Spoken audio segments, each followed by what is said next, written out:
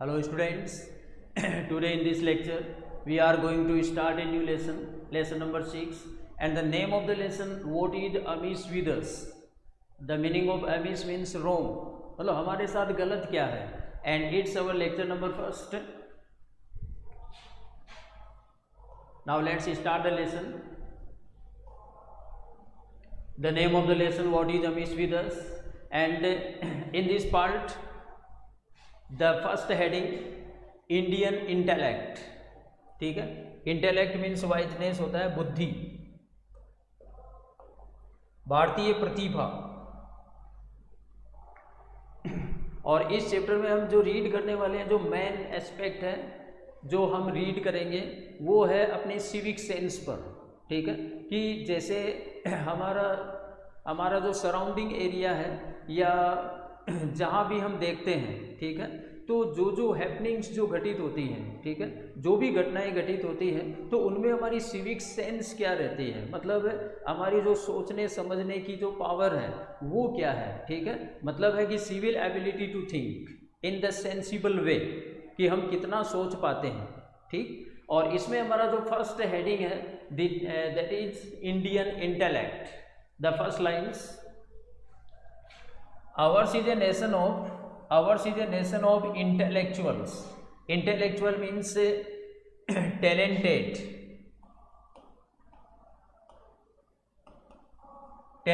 persons.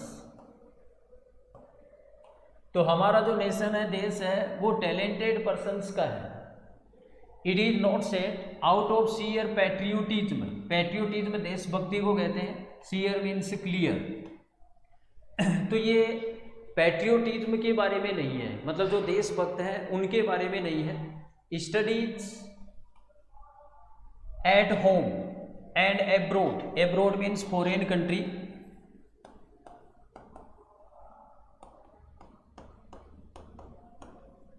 तो मतलब देश में, अपने देश में स्टडी करना या फॉरेन स्टडी करना. हैव रिवील्ड दैट, तो इसने इस चीज को रिवील किया है, प्रकट किया है, बताया है. Not long ago a study was undertaken, was done in the schools of Britain to find out children of which nation excelled in intelligence. Excelled means better.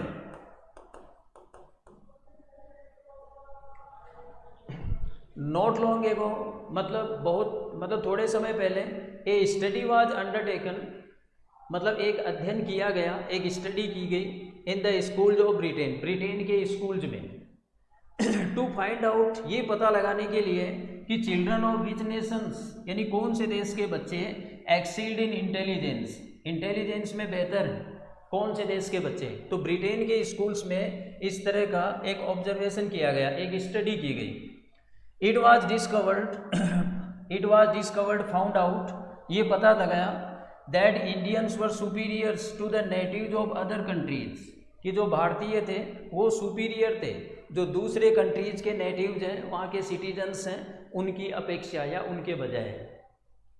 If that is the truth, अगर अब ये बात अगर सही है, तो why we are lagging behind other super powers. Lagging behind, falling behind.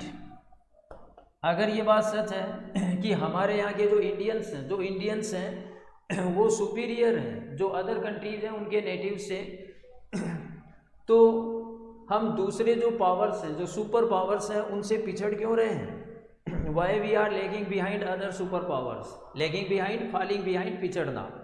Y there is brain drain from our country to other affluent nations. Affluent means प्रोस्पीरियस.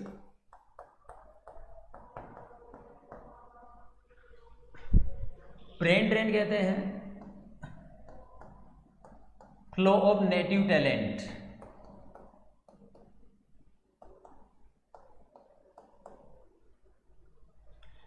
जिसका मतलब है कि जो नेटिव, जो यहाँ के जो इंडियन, जो टैलेंटेड पर्सन्स हैं, टैलेंटेड पर्सन्स का फ्लो होना मतलब बाहर जाना. ठीक है, मतलब दूसरे देश में जाना.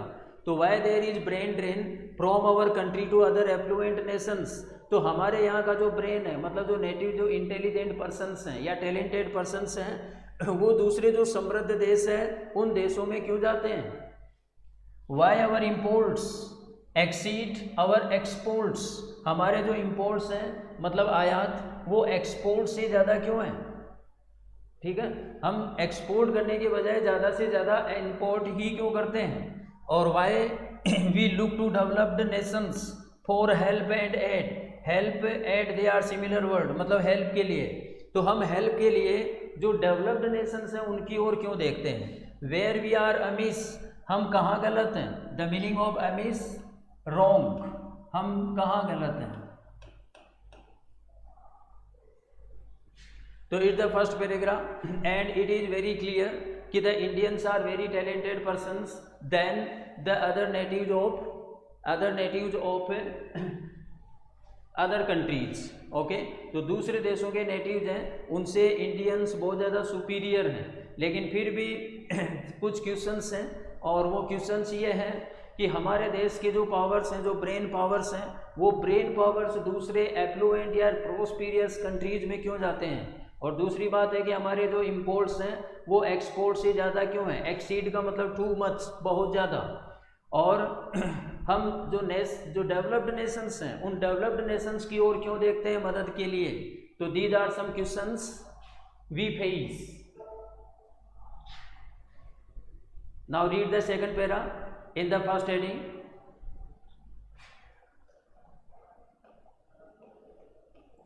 Saying so does not mean our progress is not means nothing। अब इसका मतलब ये नहीं है कि हमारी जो प्रोग्रेस है वो नथिंग है, न के बराबर है। ठीक है, द भाखरा नागल डैम्स ये हमारे कुछ अचीवमेंट्स हैं।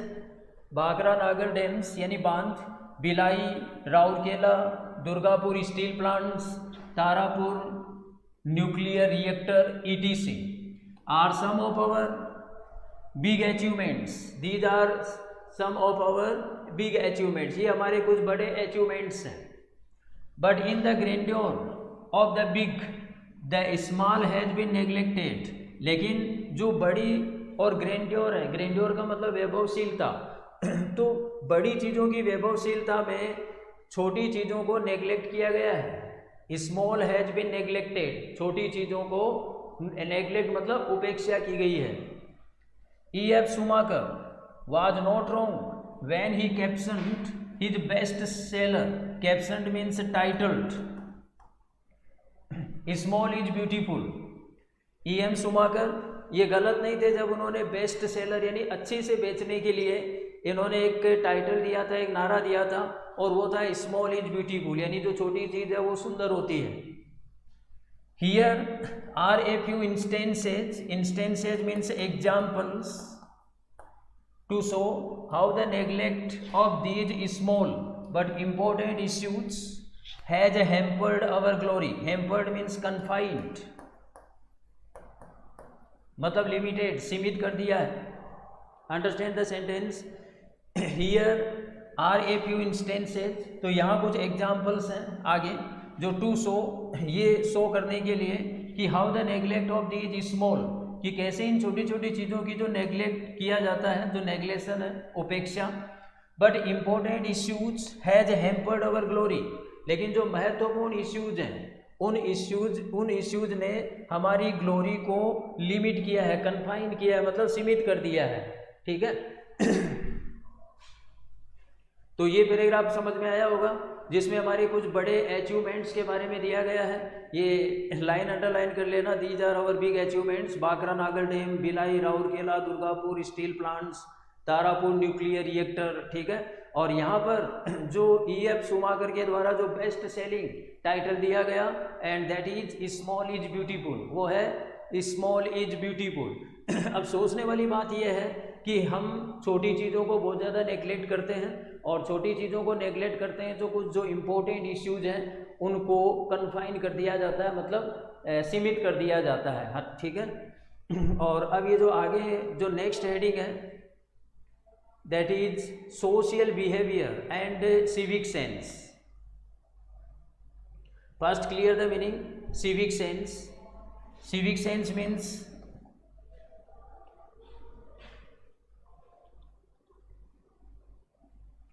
Civil ability,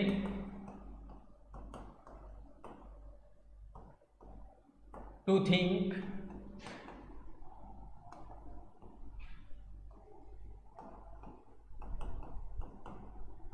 in a sensible वे।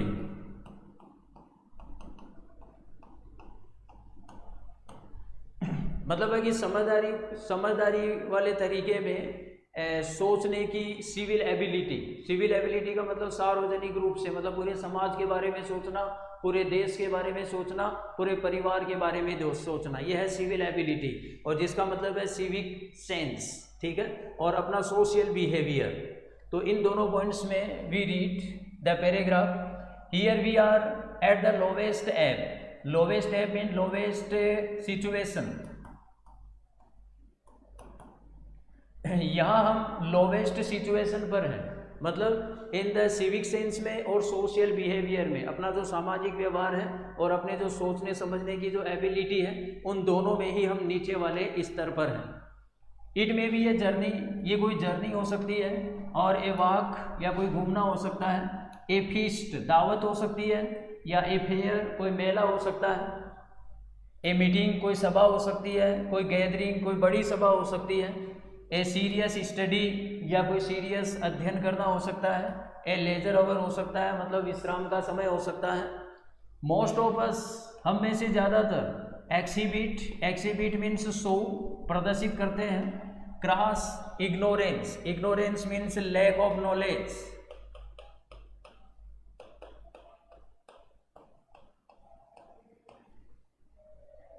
और minimum basic human decencies means moral behaviour.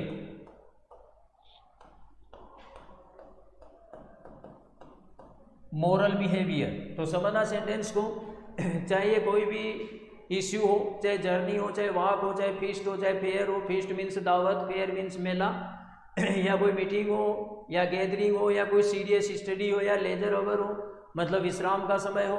हम में से ज़्यादातर क्या शो करते हैं? इग्नोरेंस, मतलब टोटली इग्नोरेंस शो करते हैं, मतलब अज्ञानता शो करते हैं, लैक ऑफ नॉलेज शो करते हैं, ठीक है। और मिनिमम बेसिक ह्यूमन डिसेंसीज, मतलब कम से कम जो अपनी आधारभूत मानवीय जो मॉरल बिहेवियर है उसकी लैक ऑफ नॉलेज को शो करते हैं। लेट्स सी, आओ हम ये देखते हैं कि how and where we lack in our social behaviour and cultivation of civic sense. Cultivation means development. तो अब हमें ये देखना है कि कैसे और कहाँ हम में कमी है, हमारे सोशल बिहेवियर में कमी है और सिविक सेंस के डेवलपमेंट में कमी है, ठीक है। तो हम में कहाँ कमी है ये हम अब देखते हैं, ठीक है। तो पॉइंट टू पॉइंट यहाँ चलेंगे। इसमें जो फर्स्ट पॉइंट है, the first heading, noise pollution.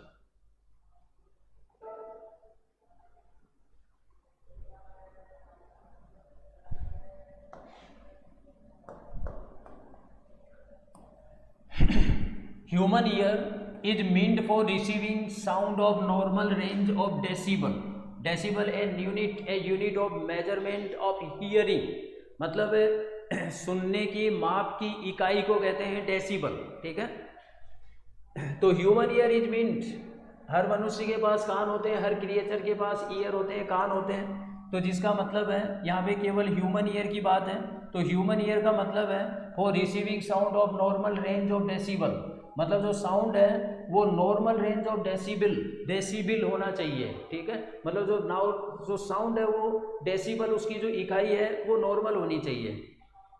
अब sound received beyond that measure, अब इस माप से अगर परे अगर साउंड है, साउंड हमने अगर लिया तो would not only be jarring means irritating, but also damaging to our hearing sense organs, हमारी जो सुनने की ऑर्गन्स हैं उन ऑर्गन्स का डैमेजिंग पार्ट होगा। मतलब ज़्यादा साउंड, अगर जो नॉर्मल साउंड है, नॉर्मल साउंड से अगर ज़्यादा साउंड हुआ तो ये न केवल जेरिंग होगा, मतलब इरिटेटिंग होगा। इरिटेटिंग का मतलब चिड़चिड़ा कर देने वाला, बल्कि ये अपनी जो हियरिंग सेंस ऑर्गन्स हैं उन ऑर्गन्स को भी डैमेज कर देने वाली होगी, ठीक है। तो how many of us take care of this, अब आप बताइए कि हम में से कितने ऐसे हैं जो इस चीज की केयर करते हैं, परवाह करते हैं साउंड के कम या ज़्यादा होने की। It may be a TV programs. Now we read the source of noise pollution, कि ये नॉइज पोल्यूशन के सोर्स क्या है, ठीक है। ये कोई टीवी प्रोग्राम हो सकता है, मतलब टीवी प्रोग्राम चल रहा है और उसका वॉल्यूम बहुत ज़्यादा हाई पिच पर है, और रेडियो ब्रॉडकास्ट या कोई रेडियो सुन रहा है और उसकी आवाज़ हाई पिच पर है, या प्लेइंग ए टेप रिकॉर्डर, कोई टेप रिकॉर्डर भी हो सकता है। एनी अदर इंस्ट्रूमेंट हो सकता है जो साउंडिंग हो, और एवन ए गसिप, गसिप का मतलब गपशप करना, और ए चिट चैट या कोई चिट चैट करना, मतलब ये एक फॉल्स कन्वर्सेशन होता है, false conversation in a company, मतलब एक साथ बैठकर। All are heard at a very high speech, और ये सब के सब बहुत हाई स्पीच पर सुने जाते हैं। So these are the source of the noise pollution, जैसे TV programme, radio broadcast, playing a tape recorder, other instrument मतलब गसिप और chit chat. Okay, we may be used to it, हो सकता है कि हम इसके आदी हों, भाई हाई पिच पर टीवी प्रोग्राम सुनने की या रेडियो सुनने का या कोई गसिप करने का या चिट चैट करने के हम आदी हो गए हों हाई पिच पर। But what about those living around us, लेकिन जो लोग हमारे चारों ओर रहते हैं उनका क्या, लिविंग अराउंड अस, जो हमारे चारों ओर रहते हैं उनके बारे में क्या है। अवर नेबर, हमारा जो पड़ोसी है, मे बी ए सीरियस स्टूडेंट, हो सकता है कि वो एक सीरियस स्टूडेंट हो, मतलब हु स्टडीज सीरियसली, जो सीरियसली रहकर स्टडी करता हो, या हो सकता है वो एक सीक पर्सन हो, कोई बीमार आदमी हो, ठीक है।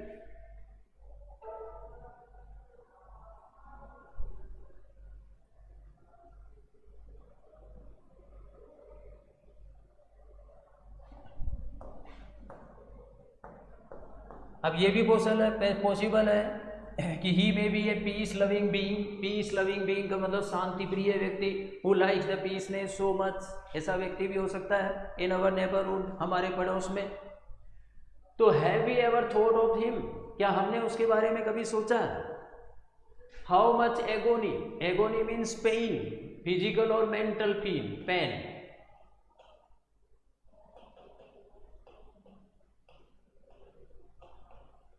मेंटल पेन मतलब दर्द, फिजिकल या मेंटल दर्द। Do we cause to him और हर, हमारे पड़ोस में जो भी है हिम या हर, क्या हम उसकी पीड़ा का कारण बनते हैं। द नेबर हमारा पड़ोसी, being a person of cool temperament, cool temperament का मतलब ठंडे स्वभाव का व्यक्ति, तो हमारा पड़ोसी ठंडे स्वभाव का पर्सन होने की वजह से या के कारण does not quarrel with us, हमारे साथ झगड़ा नहीं करता है। Don't quarrel, don't fight with us. And suffers in silence, और वो चुपचाप पीड़ित होता है। द पुअर फिलो, बेचारा, अवर नेबर हमारा पड़ोसी, शट्स द विंडोज, अपनी विंडोज को बंद कर लेता है। एंड डोर्स, दरवाजे बंद कर लेता है। Puts cotton in his ears to reduce the impact of high pitched noises, या फिर वो अपने कानों में, ईयर्स में कॉटन डाल लेता है, रुई। टू रिड्यूस का मतलब है कम करने के लिए। द इम्पैक्ट का मतलब अफेक्ट, प्रभाव। हाई पिच्ड नॉइज, जो हाई पिच नॉइज है, स्वर है, उसके इम्पैक्ट को कम करने के लिए हो सकता है कि अपने कानों में रुई डाल ले। When shall we learn the simple civic sense, अब ये जो सिंपल सिविक सेंस है हम क्या कब समझेंगे, ठीक है। और यही सिविक सेंस है, मतलब सिविल एबिलिटी टू थिंक, ठीक है, सार्वजनिक रूप से और सभी के लिए सोचना, ठीक। तो ये सिविक सेंस हमें कब आएगी। और ये तो एक छोटा सा एग्जाम्पल है जो नॉइज पोल्यूशन का है। आगे हम और भी इम्पोर्टेंट कुछ सब्जेक्ट्स भी रीड करेंगे कि एक्चुअली हम कहाँ गलत हैं, क्या कमी है हमें, कि जिससे हम जो डेवलप्ड नेशंस हैं उनसे पिछड़ रहे हैं। सबसे ज़्यादा इंटेलिजेंट पर्सन्स हैं, they live in India, okay, and they are only Indians. Take the next para.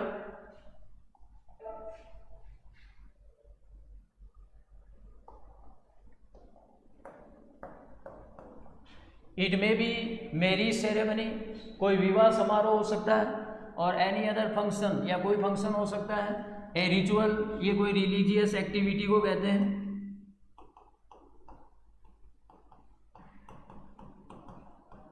या कोई धार्मिक एक्टिविटी हो सकती है, और ए प्रेयर हो सकती है।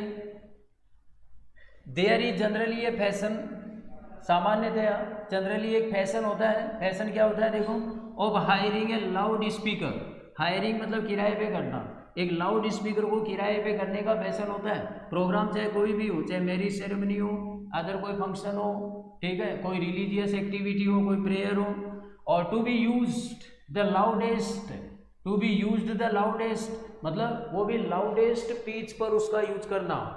बिसाइड्स इंगेजिंग ए बैंड, और किसी बैंड को इंगेज करने के अतिरिक्त, and other means of producing sound, या कोई दूसरा प्रोड्यूसिंग साउंड यानी साउंड उत्पन्न करने वाला साधन भी हो सकता है, ठीक है, कोई बैंड भी हो सकता है, या फिर इस तरह का कोई लाउड पिच, जो हाई लाउड पिच्ड जो इंस्ट्रूमेंट है, we normally hire on the occasion of marriage ceremony, any other function, it may be ritual, prayer, any other function, और चाहे कोई भी फंक्शन हो तो वी आर हैबिचुअल, हम हैबिचुअल हैं इस तरह से लाउड स्पीकर को हायर करने के लिए, या कोई बैंड वगैरह हायर करने के लिए, या इनके अलावा कोई जो प्रोड्यूसिंग साउंड प्रोड्यूसिंग जो इंस्ट्रूमेंट है उसको हायर करने के लिए।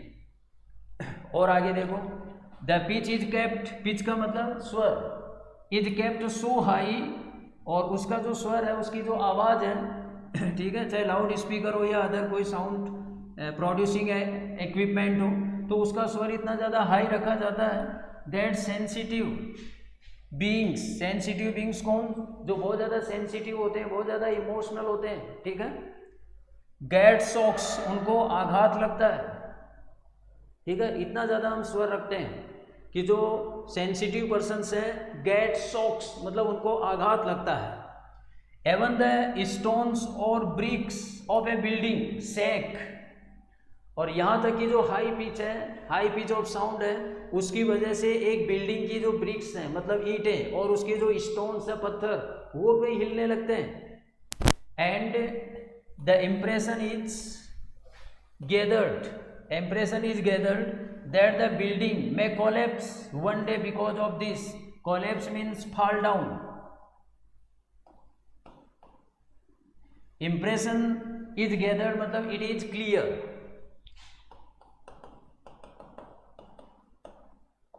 और ये बिल्कुल क्लियर है कि जो बिल्डिंग्स है वो फॉल डाउन मतलब गिर सकती है, ढह सकती है एक दिन, बिकॉज ऑफ दिस, इस हाई पिच की वजह से, इस हाई पिच के कारण, because of means due to के कारण। तो समझ में आ गया होगा पैराग्राफ, कि इस पैराग्राफ में हमें ये बताया गया चाहे ओकेजन कोई भी हो, और we are habitual to hire loud speaker, any other band, any other producing sound equipment, और उसकी आवाज़ भी इतनी ज़्यादा हाई रखते हैं कि जो सेंसिटिव पर्सन्स हैं वो बहुत ज़्यादा शॉक फील करते हैं, बहुत ज़्यादा आघात उन्हें लगता है। और यहाँ तक कि जो हाई पिच है उसकी वजह से बिल्डिंग की ब्रिक्स है, स्टोन्स हैं, वो भी हिलने लगते हैं। और ये बिल्कुल क्लियर है कि कंटिन्यूअस अगर ये हाई पिच रहती है तो इससे जो बिल्डिंग है वो ढह भी सकती है, नीचे भी गिर सकती है इस हाई पिच के कारण।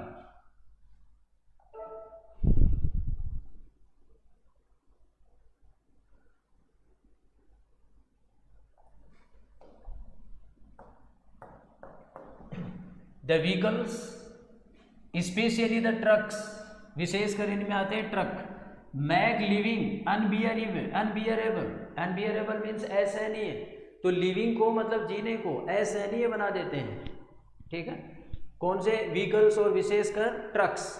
Avon the drivers blow the horn, मतलब हॉर्न बजाते हैं, नॉट ओनली लाउडली, न केवल जोर से, बट आल्सो इंसेसेंटली, कंटिन्यूअसली, बल्कि लगातार हॉर्न बजाते हैं, and that too often without any reason, और वो भी बिना किसी रीजन के। तो ये भी एक रीजन है नॉइज पोल्यूशन का कि जिसमें व्हीकल्स हैं, और व्हीकल्स में भी स्पेशली द ट्रक्स, और उनके जो ड्राइवर हैं वो लगातार हॉर्न बजाते हैं, जोर न केवल जोर से बजाते हैं बल्कि इंसेसेंटली मतलब कंटिन्यूअस बजाते हैं, और वो भी बिना रुके, और उनसे जो अपनी जो लिविंग पोजीशन है वो अनबियरेबल बन जाती है, असहनीय बन जाती है।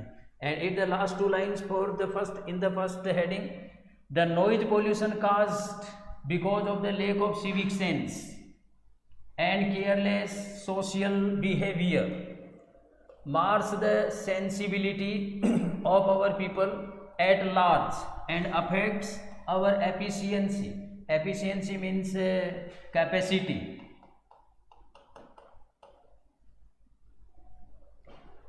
The meaning of Mars means it destroys,